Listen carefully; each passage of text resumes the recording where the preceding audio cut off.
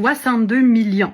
62 millions de visites sur un site qui est consacré à enseigner aux hommes comment violer de façon efficace et sans laisser de traces leurs partenaires, leurs blondes, leurs femmes, les femmes autour d'eux. Et je serais curieux de savoir dans quel pays il y a le plus de visites sur ce site. Et un des pays les plus connectés, c'est la France. Oh, comme c'est bizarre, comme personne n'est surpris par cette nouvelle. La France, ce beau pays qui protège les agresseurs sexuels, les pédocriminels et les violeurs. Suffit juste de regarder le gouvernement. Les images que nous avons pu visionner sont à peine soutenables. Sur ce site pornographique révélé par CNN, des centaines de vidéos toujours en ligne montrent des femmes profondément endormies, parfois droguées.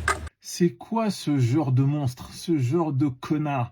À un moment, les mecs, on ne peut plus sortir des phrases du style « Not all men », pas tous les hommes. Si, c'est toujours les hommes. Alors les hommes qui veulent aider, qui veulent protéger, qui veulent secourir, qui veulent accompagner les femmes dans leur combat, nous devons sortir du bois. Nous devons prendre position, nous devons nous mettre devant le cortège avec les femmes, côte à côte, pour porter leur voix. Une académie du viol mondial. C'est comme ça que CNN, média américain, a qualifié la découverte faite par 5 de leurs journalistes il y a quelques semaines. En février, un site pornographique a cumulé 62 millions de vues. Et en mars, 81 millions. Son contenu, près de 20 000 vidéos de femmes violées pendant leur sommeil.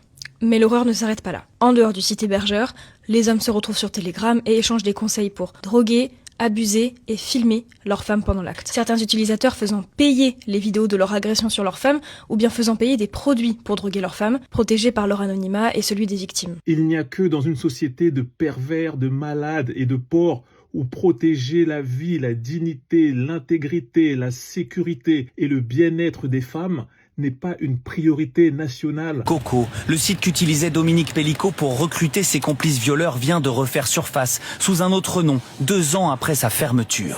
Lors de sa dernière fermeture, le site Coco était cité dans plus de 23 000 procédures pénales, notamment pour des viols, trafics et agressions sexuelles sur mineurs. Pour la ministre du Numérique, le site est déjà sous étroite surveillance. Avec toutes les dingueries du site et toutes les infos en votre possession, vous en êtes encore à l'étape de l'étroite surveillance.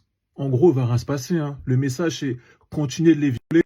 Nous, on regarde, quoi, tranquille. Messieurs, pensez à votre mère, pensez à votre sœur, pensez à votre fille quand vous faites ça. Est-ce qu'il y a un moment où vous allez vous dire que ce que je suis en train de faire, c'est vraiment un acte criminel? Arrêtez ça. L'addition est trop salée. L'addition est trop salée.